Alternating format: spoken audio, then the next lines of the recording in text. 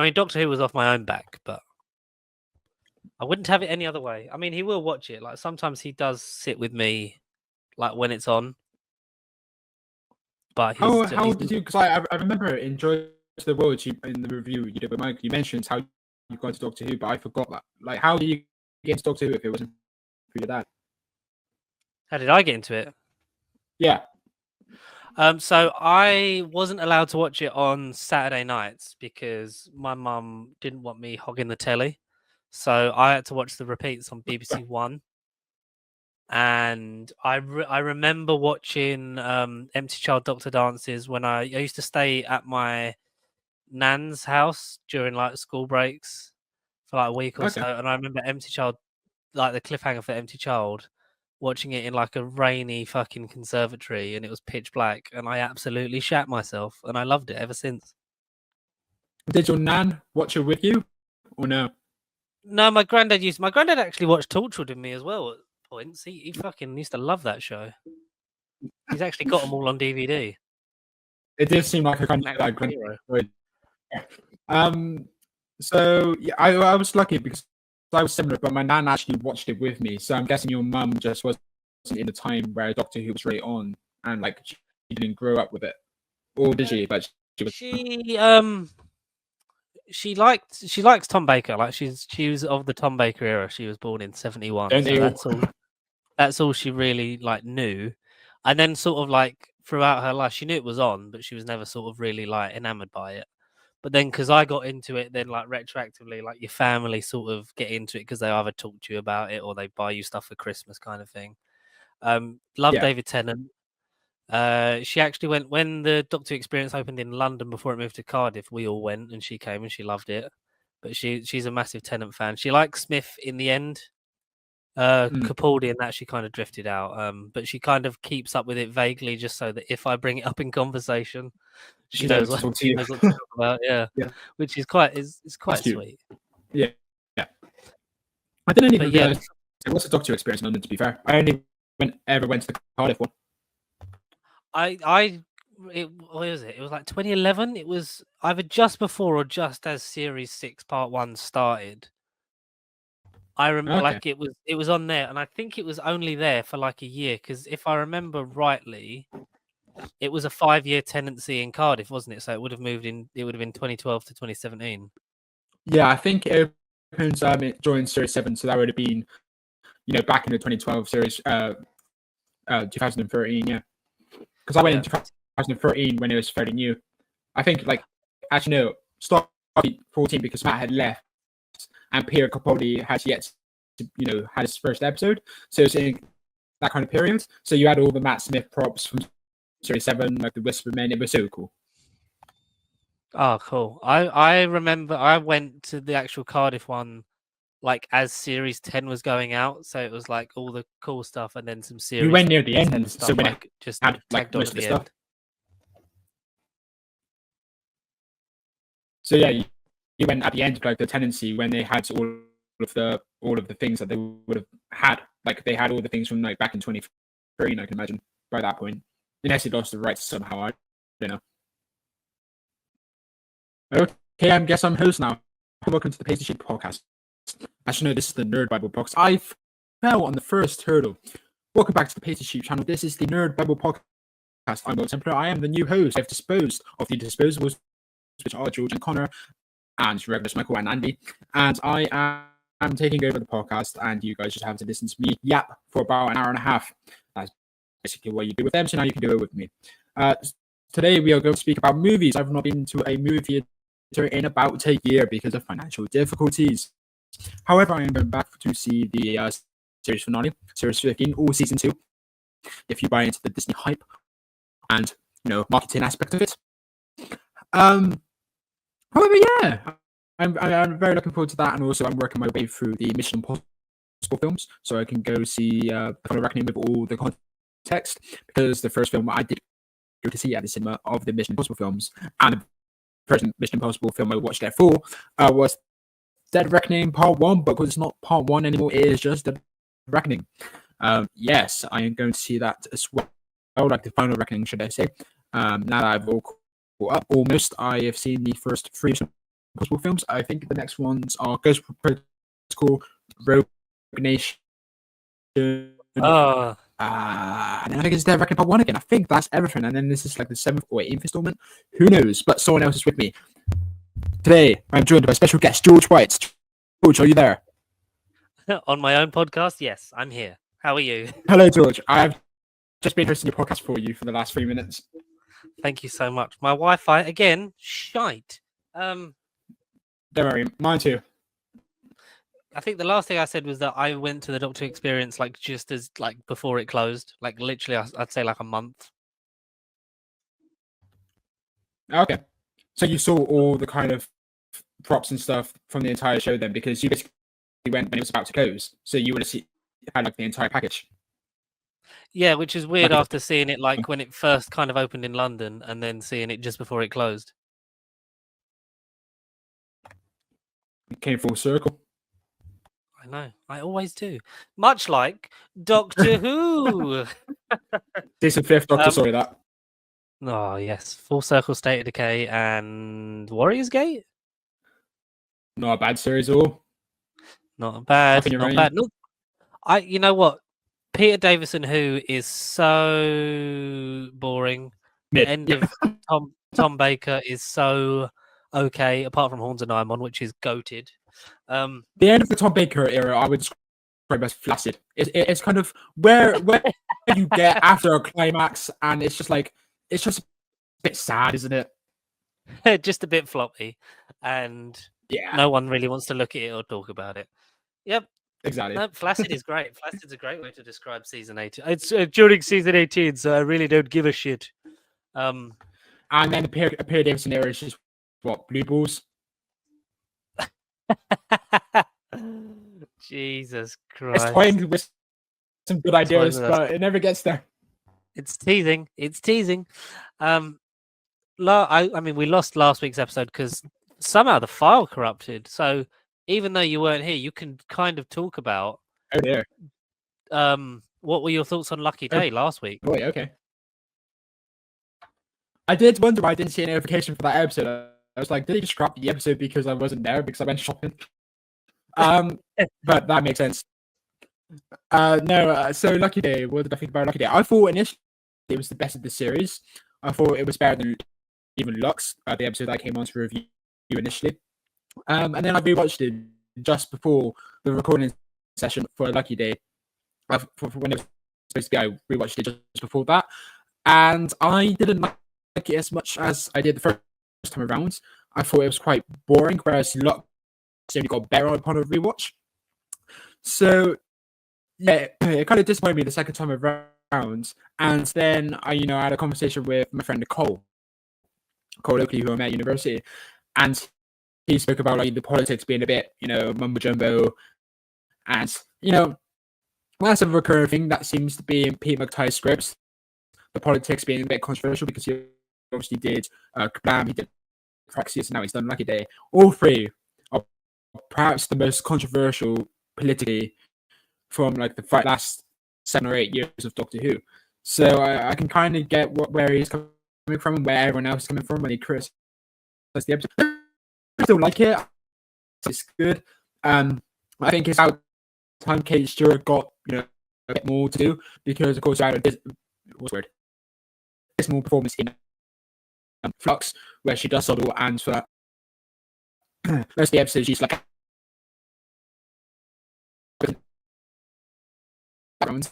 that was abysmal. And then in his 2 era, so she's kind of regressed as a character compared to what we saw, particularly in series 9, in my opinion. She's kind of better. So for her to have this, like, one of her most defining moments in this episode of, what the creature was called on whatever Ruby's boyfriend was called. And besides that, it took a little while to get it going. It was like about 20 minutes. Actually, what is it? Is the Vinx the creature? The Shriek. I think George is gone again. But anyway, I think whatever the creature's properly, attack until about 20 minutes in, which I thought was a little too long. But then you get like an amazing final 15 minutes. It's got a couple of them with a little poor nitpicky direction moments. I think it's away from the unit soldier. All of the alien experts.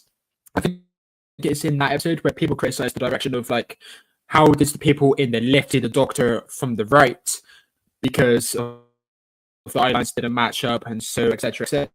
So some of this thing happened in Lucky Day where it was ironically the other way around. There was a moment where unit soldiers look at the left and they look access to the lift and which we didn't know, at least I didn't recognize in like previous appearances of the unit tower. So that was a little confusing, but also in a classic sequence, so I can't complain too much. So I hope George back. George, are you there? Can you hear me? Can you hear me? Georgie. Hello? George, hello? I can hear you. Oh my goodness. You are like it skips like forward, like it's like you're on fast forward. It's so strange. Oh right, yeah. Sorry. That's all right. We've both got Wi-Fi that is questionable. Mine is just fucking terrible at the minute. I enjoyed Lucky Day, but yeah, it wasn't. I think we're still on a great run. I don't know if I think I said it in the group that it's like, in terms of like the 5 episodes now that we've had, I'm like, yeah, this is such a good run. I mean, not as strong as the runs of old in like series 3, 4, 1, etc. But like, I've really had a good time with these last 5, and I really hope that. I feel like the pressure's building in terms of like which one's going to fuck it up, and I really hope it's not the finale. Yeah, I mean, I know Michael Wilson on Instagram the other day because he was excited to see the the finale in cinema, and then I was just thinking like, yeah, Michael, but you haven't went through the pain of having to watch Day of Death in the cinema, so I kind of join in with this excitement because I know how to get to watch this episode, so I can join that. But I really hope this sticks the landing. Like, I'm so hopeful. It does. I think it's like I said in the Terrible Trio group chat with me, Colin Rowan, friends from uni yesterday. I think this is the best series. I know it's like but I think it's the best since series 10. Like, it's the best series we've read. Definitely. No, yeah, I would say series 10. That's probably a fair comparison. Yeah, and I think 3 more episodes left, and if the that kept cutting out. I don't know how much I captured of that. Are you seeing the finale in the cinema, Will? This one? Yeah, I'm going. I got my tickets. Yeah. Are you obviously like you're more apprehensive? So, welcome back to the Nerd Bible Podcast. Hello. Speak to. Can you hear me, priest? Can you hear me? Just about. It is. I feel like if I disconnect one more time, I'm going to punch myself in the eyes. The finale. Like, you went to see the last one and it was crap. Are you more scared about seeing this one, or are you just not bothered because it might end? I'm unlike Michael, going into it with very, very low risk because of the Empire. So it's bad enough. Well, a little down because the series is so strong. as before we cut out for you, I think it would probably be the best series in Series 6 since all the way back in 2011, I would say. What do you think? I don't really know what to think. I've enjoyed every single week. Like I'd say this week just gone wasn't, like you've said, like better than what's we've had like the last 4 weeks. It wasn't the best of the series, but it's still of a great quality. And I feel like because like last year was a great season sandwiched between a shit start and a shit end. And I don't know. Hmm. Whatever happens in terms of the future of the show. Like in some capacity, it will still exist. But I'm like, are we going to get a open-ended regeneration? Are we going to get a oh fuck it, so and so is going to be the Doctor, and they're trying to play their hand of hey, let's make the show now because we've cast our new Doctor sort of thing. Even though I want more of Shooty because we've not had enough of him. Yeah, it's reminded original plan was to a stunt cast. Like if Matt Smith was never cast, that he was going to end the end of time with like a stunt casting of. I think it was going to be. I think it was even like. Yeah, I guess should I say? Just like. I mean, that would be an interesting way if they did something like that now, just to sort of be like, "Hey, it's Benedict Cumberbatch, bye," and then like it might never get picked up again. Even though, like, for obvious Just a reasons, I perfect don't return want for Benedict Stephen Cumberbatch. Moffat. I've joked about it, but I want all three showrunners to just keep rotating until one of them dies. I think that's just how we do it from now on. When Russell leaves, Stephen has to do it again, and he's like a reluctant John Nathan Turner. He's like, I just don't want to make this show anymore. Stop making me make this. I mean, I thought the same. Yeah, what if would Chris Chibnall then come back if his career is dried up, if his ideas are dried up? Oh, I'm going to give Doctor Who a second shot because my first era was so pants. I'm going to give it a go. If that happens, it's very unfortunate that we can't get any more good creatives. Like that. I'd prefer them to that for all the grief that Moffat getting back. That would still be. The first era, which in my opinion, you can turn it to no. Yeah, I'm kind of not fussed. If the show comes back, it comes back. If it just whatever's gonna happen is gonna happen. I'm trying not to, get sad about it, to, be pissed off in any way. I just like it's kind of been. I think we've talked about this before. It's been mistreated sort of enough anyway. Like the BBC have kind of not ever really committed to it like the last 5-6 years, and then you do the Disney deal, and we've overextended into, oh, now we need this budget to make it, and we're not really doing anything else about it, and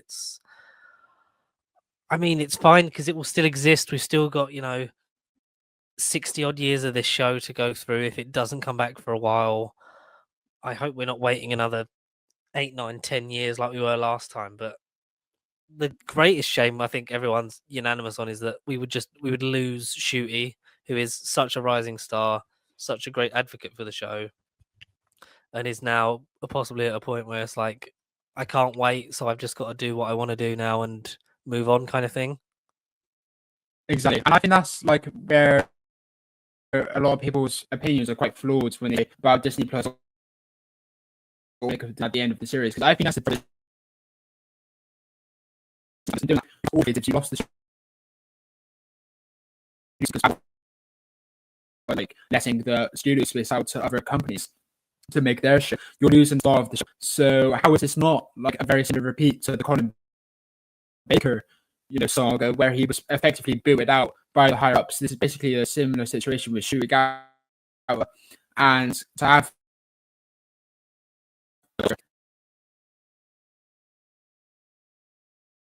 play an incredible actor like it would be a massive tragedy, I would say, to have such a great actor go. Baker, his but he still loved it at the time. But difference with Shui, no disrespect, Shui Gawa is a fantastic actor, and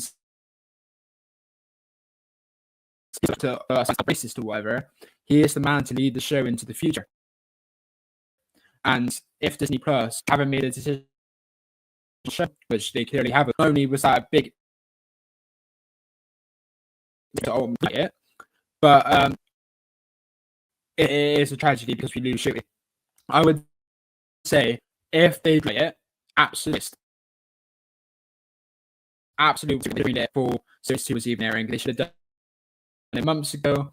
And Shui was available after filming the feature film he's doing with Olivia. He should have been doing a third series. Should have been like he needs to leave the show. But that's problems for like a couple of weeks from now. Whenever we finally get the word of yes or no, it's definitely gone, or it's definitely, hopefully, coming back. In terms of the here and now, what did you think of Story in the Engine? This was kind of an interesting one that I didn't know much about going in, but like actually watching it, I really fucking enjoyed my experience of it.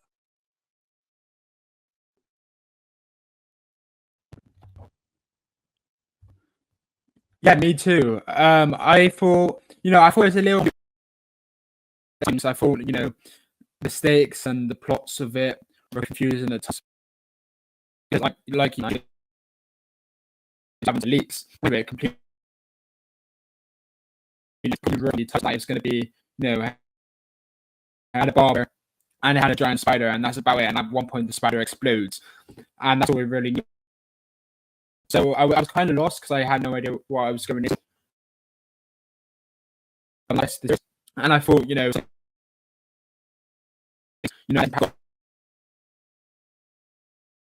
lessen the impacts that they were for this episode. Besides that, a very revelatory concept for the show, and after seeing the behind the scenes episodes for it, it's a good thing that this writer was allowed to write for the show because I have heard about the heritage and the culture. However, from what I can tell, this guy has obviously done justice to his culture, the writer's culture. Davis would never, or a white man, English man, definitely wouldn't be able to capture.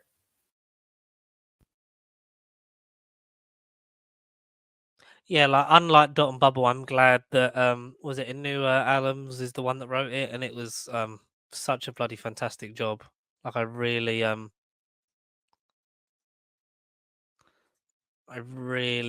dug with how this went, and like I think the supporting cast were great. I think there was obviously a lot of people like wondering if the barber was a Time Lord because a similar sort of vaguish name, like it all taking place in one place. Like could the barbershop have been his TARDIS? It's all very sort of it was all very well done. I think these kind of episodes are the ones I like the most. Like it's a bit like a play, a la sort of how Midnight is. It's just like Doctor Who dialed up. Like like you're taking everything to like the nth degree, and it's what does the Doctor do best? Like in an alien situation, has to get everyone to trust him as quickly as possible, and that's what he has to try and do. Even like Omo has bigged him up with like using his stories of the Doctor because the Doctor is the greatest story he knows, and the fact that the Doctor has to live up to that because these people actually know about him because they've been waiting God knows over many, was it 5 years? I think they're in there, and they have to wait that long just to have the Doctor sort of prove himself, kind of thing. Like if bloody what is it? Yeah, like the Doctor prove that he's worth like sort of the legend that Omo was like given to these guys.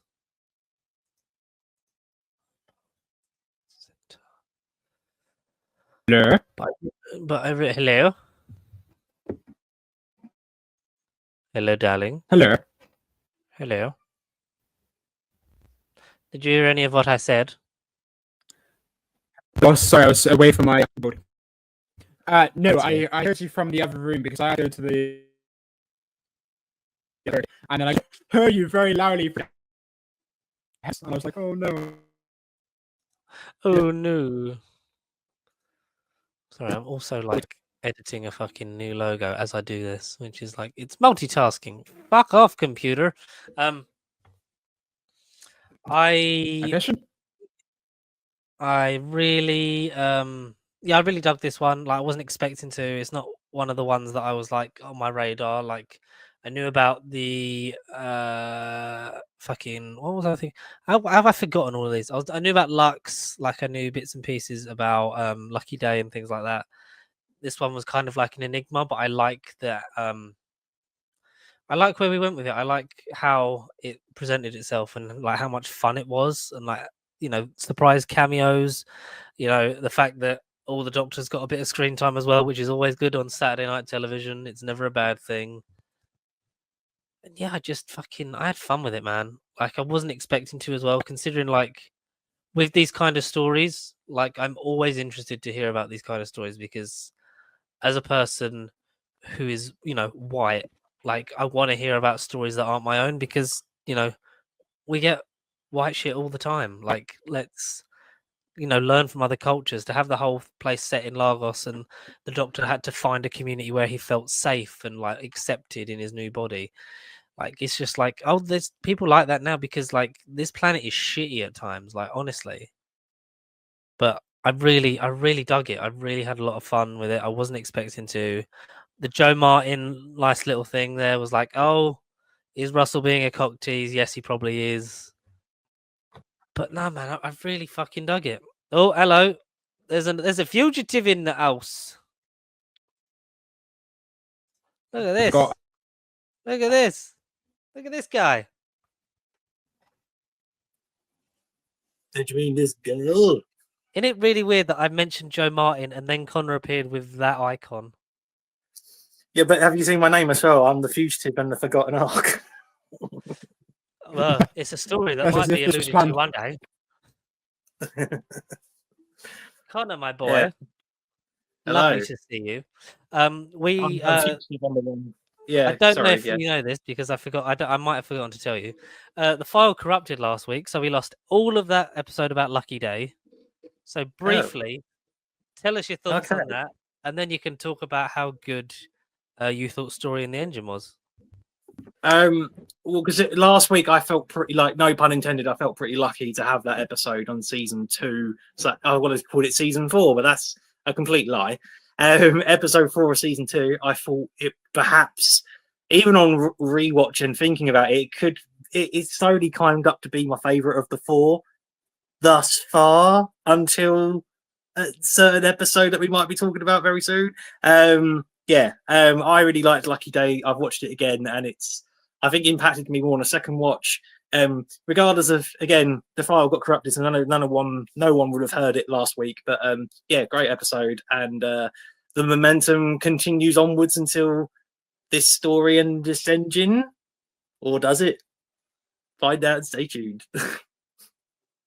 Yeah, because we're sort of like mid-flow and talking about it. So like this one was kind of like there wasn't much known about it. I know that like the spider sort of imagery was shared, I think might have been in one of the trailers, but we didn't really know much about it. Like, was this on your radar for one to look forward to, or were you No, just pleasantly surprised? No, completely surprised. The name, the trailer at the end of Lucky Days, reveal trailer next time thing.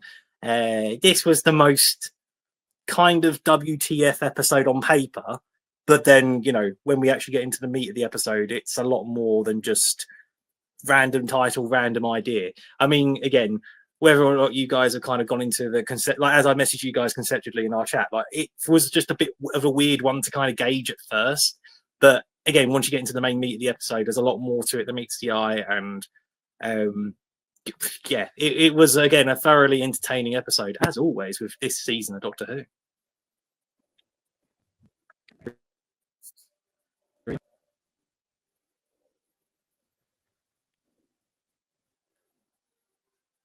It's a good. George. I mean, you can just sort of like pick up from there, like how did you enjoy this one, like first viewing wise? I mean, I I've mean, only seen it as once. shit, yeah, bad. I'm still here. Can you Oh, hear me? I can hear you. Will's been taken over by the crackle. Spin off of the giggle. The crackle. 1 2 1 2 1 2. You came through somewhat clearly then. 1 2 1 2. I am unmuted. Can you hear me? I can hear you, but you've got crackle in the background. You've been taken over by the crackle. Crackly fastness. Snap, crackle, and pop all at once.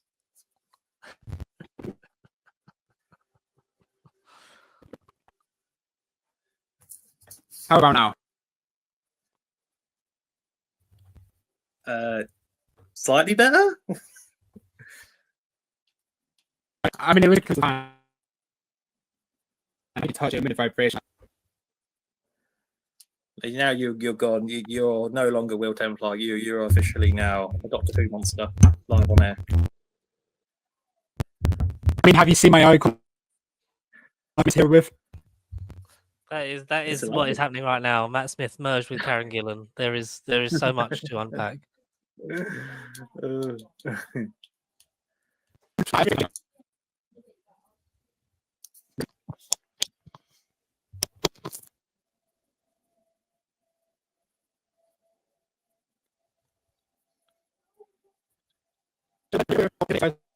kind of now, and it's not. You're just back hearing me and not you guys. It's very embarrassing. I'm.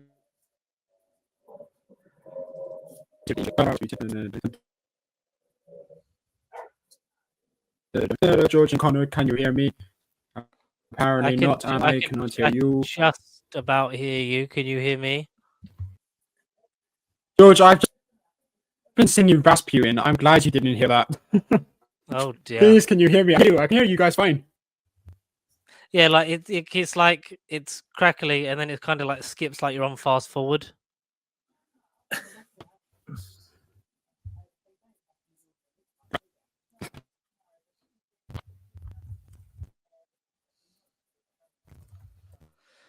Hang on. Is anyone alive? Have we all been I'm taken alive. over by the barber? And I am telling alive. stories? You are alive. Go, Connor. Talk about the fucking episode, please. Please save me. What was I supposed to say? Well, yeah.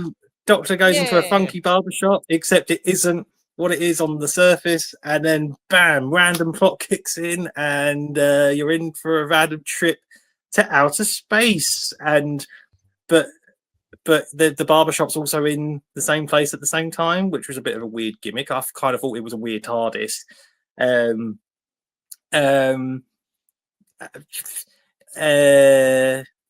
Yeah, that's kind of the plot on paper. It's an episode sort of set in the one location, mostly in the barbershop. Kind of like we've had a Doctor Light episodes, but now this is kind of the companion light episode where Shooty gets all of the spotlight, all of the glory, and Belindra is in the TARDIS in various scenes, but she doesn't really get to do that much apart from stare at a red background, which again isn't her fault. But it was good to see the Doctor finally get an episode fully to shine. We'll go. Well, first of all, can you hear me? This is how to start first before Yeah. I talk for 10 minutes. Amazing. Oh, that's changed. No, I agree with you. I think the word fun was used earlier, and I feel like that's the way to describe at least the start of the story, with how the start sequence like on the screen that was stories. I thought like a meta commentary again based on Lux. So I thought it was pretty similar to that concept, which I thought was interesting. It's like is Doctor Who still in a just like another day to be had. serious. Again, I thought people mentioned it's on age about halfway through. Which is pretty similar to Lucky Day. Lucky Day took a while to get, on its feet and get going. In this episode, the story being exposed to that. I thought the map being on the hair towards the end was genius. And apparently, supposedly, it was culturally, that was thing, which was really sad, actually, in context. Goes to this kind of stuff for the start. It can be much like the gods. Your gods and in Doctor Who since fell flat on his face. However, yeah, I think the performances were great, and I recognize Omo, the guy who I was supposed to look up who the actor is and what he's been in. Actor. So anyway,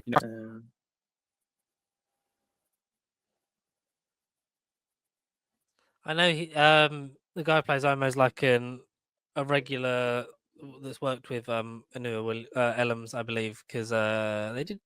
Is it a stage play? Was like the last thing because a lot of them were in, apart from the guy who played the track runner was like the only sort of new one in terms of the cast. I think if my Doctor Who Unleashed knowledge stays with me, but I might be wrong.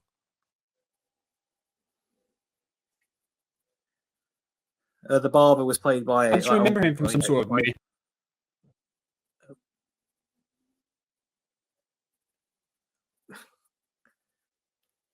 If I butchered the name of the barber, I apologize. But it's the barber that the actor who played the barber was Arion Bakir, English actor who again briefly mentioned he was in a theatre play. The director of the episode, Anua Ellams, is mostly like a playwright, theatrical. Like they've got a more theatrical background as opposed to a like television screenplay type background. And I just felt it was interesting that this episode felt like, upon other reviewers I've seen, it felt like this could have been a stage play. This whole episode could have been a stage play. The whole barber, like in the barber shop, certain effects when looking at the character's wall once they're getting their hair cut, without sounding too tongue in cheek. The wall lights up when they're getting their hair cut, and then miraculously you get a fresh trim, and then every 30 seconds your hair grows back. I mean, that sounds like my worst nightmare. As someone that gets their hair quite frequently. It was a fascinating theatrical episode as opposed to your standard televised production, I felt.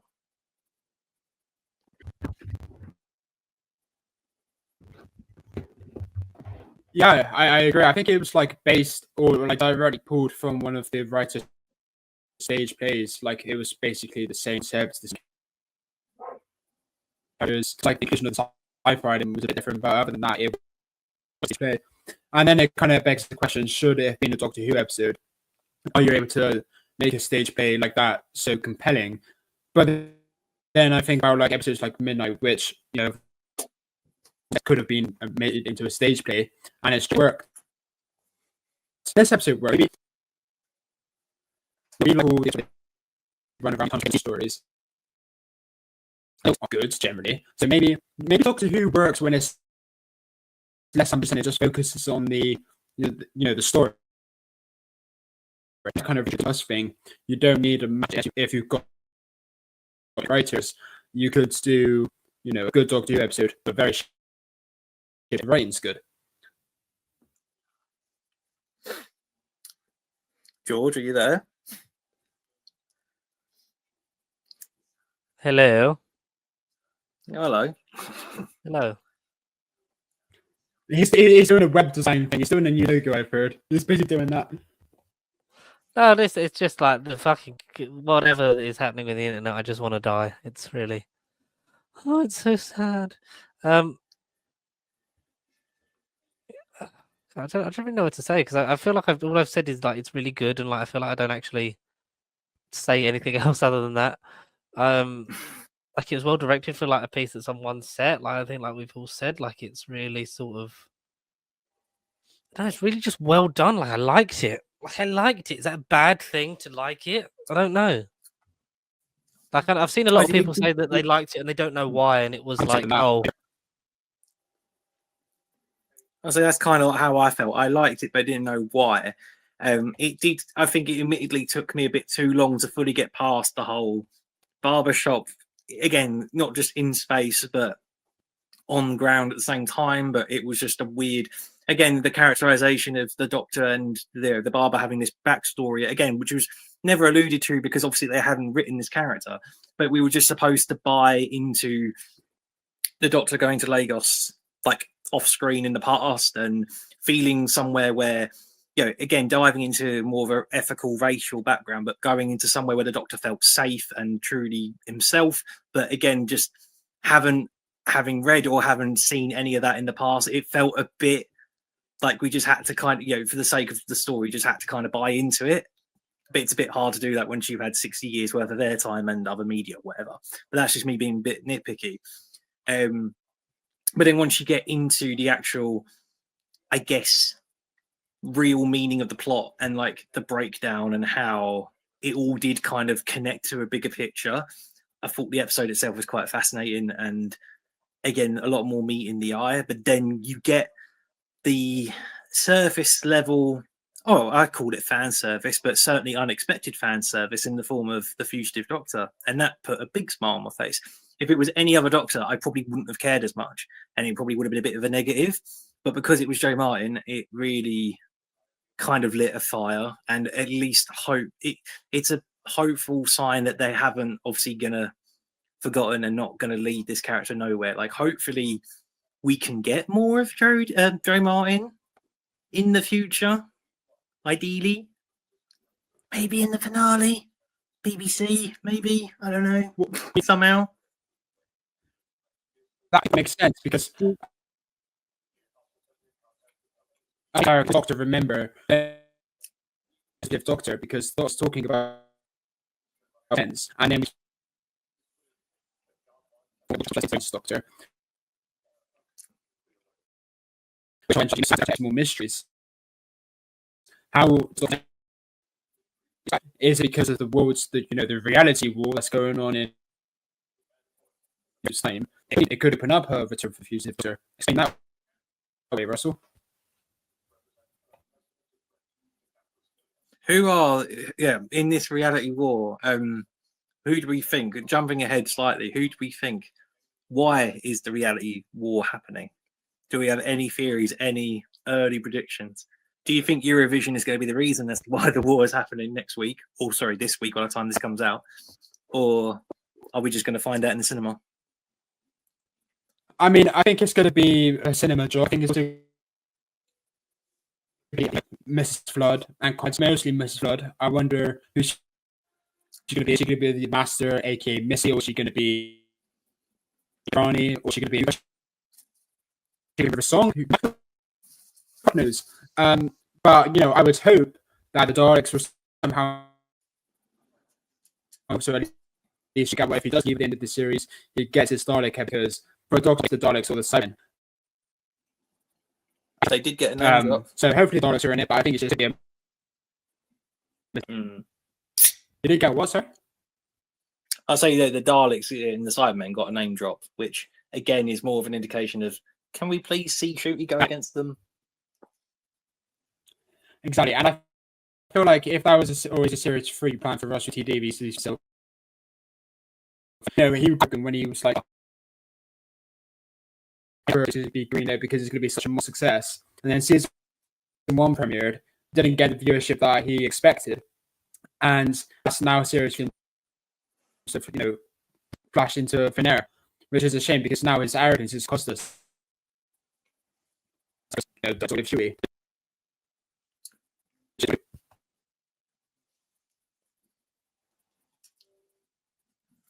But also with this whole cinema deal as well, compared to the 50th and even the season 1 that played last year, it's nearly double the cinemas that are, like I say, the season 1 finale last year was about 276 UK screens.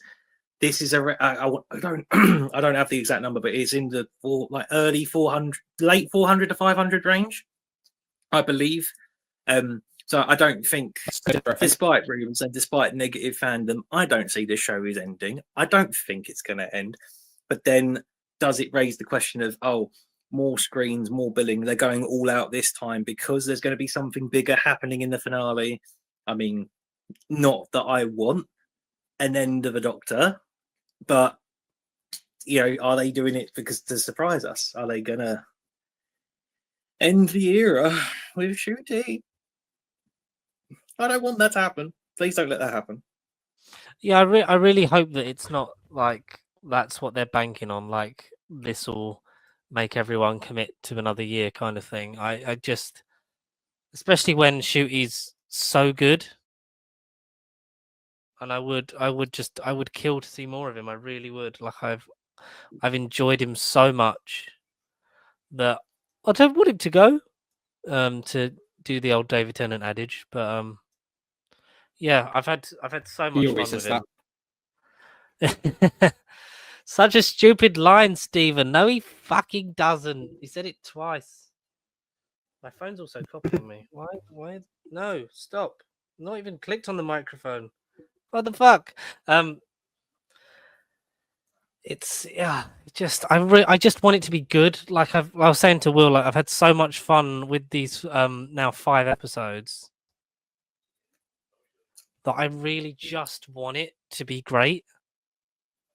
Like I just want it to end well and end strong. Like that's all I want from it. No, I totally agree. I don't want to get stabbed again emotionally like we did this time last year. I can't go for another finale and feel anticlimactic. I can't do it again, George. I can't do it. You can't make me do it again. No more death to society or whatever it was. Fucking no, bring life. We don't want death. Walking. We don't want any empire of death. We don't want any death. We want life. Bring death. Give us the empire of life. That would be a great episode. Give us the empire of life. There you go. That's a wise man saying that, apparently. What would we rate this episode if we had to give it an arbitrary rating, because that's what we do on the internet? I'm doing go. Sorry, I'm rounding up a number. I'm doing my calculations. I'm doing my reversing my polarity and neutron flows in my brain. I'm gonna give it an 8.5. I think that's my initial gut. I mean, again, I feel like I keep saying 8.5s. I don't feel like I've said a 9. I mean, again, I can watch back and look like a right tit right now. But I feel like the average consensus this season is that each episode is at least an 8. I don't think there's any beneath an 8. In terms of an actual like ranking, this out of the 5, I do give it some credit. I think because I went in with just not low expectations to be mean towards it. I just didn't know. I was surprised by the first 2 minutes and thought, okay, this is going to be an interesting make or break episode, like mid-season. But I certainly left not disappointed. I cared a lot more than I thought I would have. And again, it was a unique weekly universal experience. So, I would, I'm just going to say it's the 3rd best of the season. It's better than Lux. Even I feel controversial, so it's better than Lux. Ooh, ouch. And better than Lucky Day. I think. So it's like a top 3 for you at the minute. At the minute, yeah. That so might you're rating change. Robot Revolution better than most of those episodes. No, actually, no, I take that back. All right, it's better than Robot Revolution. Oh, maybe keep. Oh, either Lux or Lucky Day. It's such a rock paper scissors scenario, but basically, yeah, it's better than at least 2 of the 5. It's joint 3rd place, I think, at the minute. But insert names here. I can't think. It's 3rd best out of the 5, at least.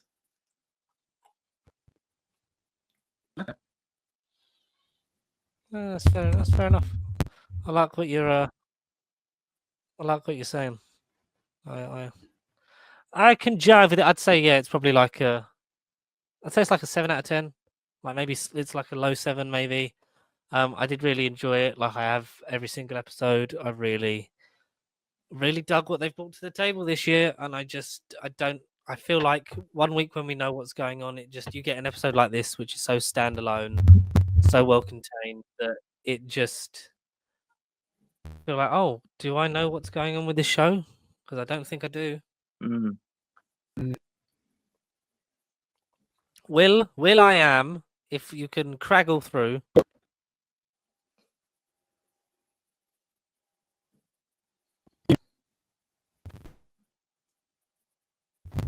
Georgie Porgy.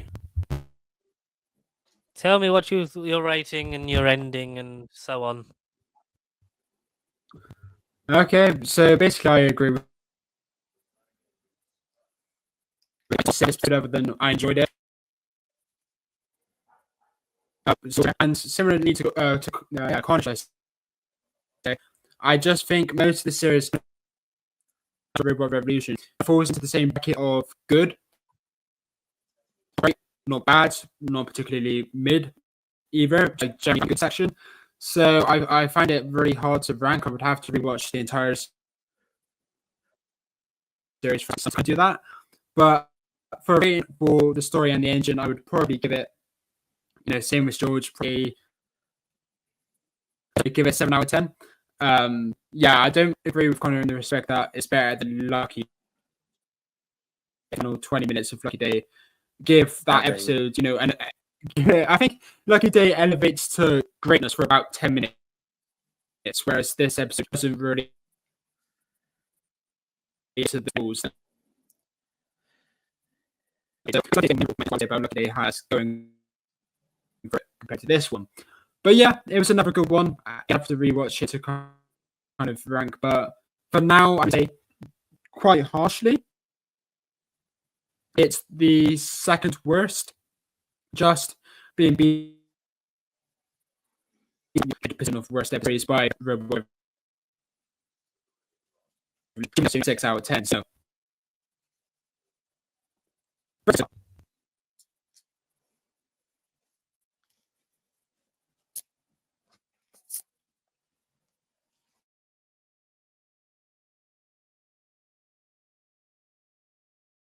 So, what are we looking forward to about what's next week? Eurovision in space. Are we looking forward to that one?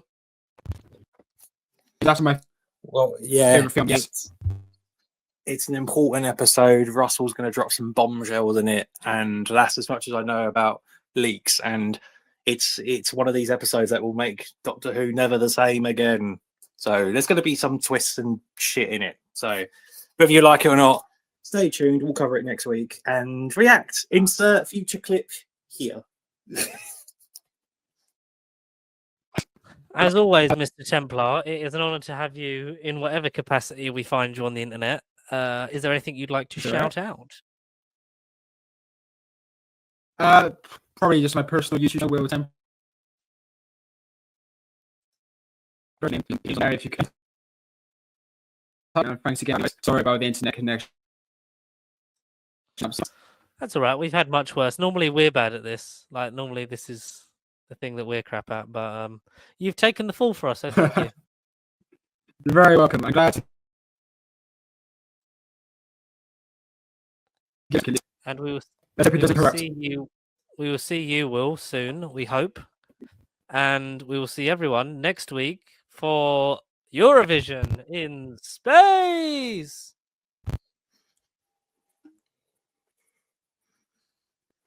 I'm waiting for Colin to say something guys. funny. Connor, say something humorous. I was going to go dig at Eurovision, but who watches Eurovision? Certainly not the Doctor. Graham Norton. Subscribe to the official Taste the Sheep podcast channel.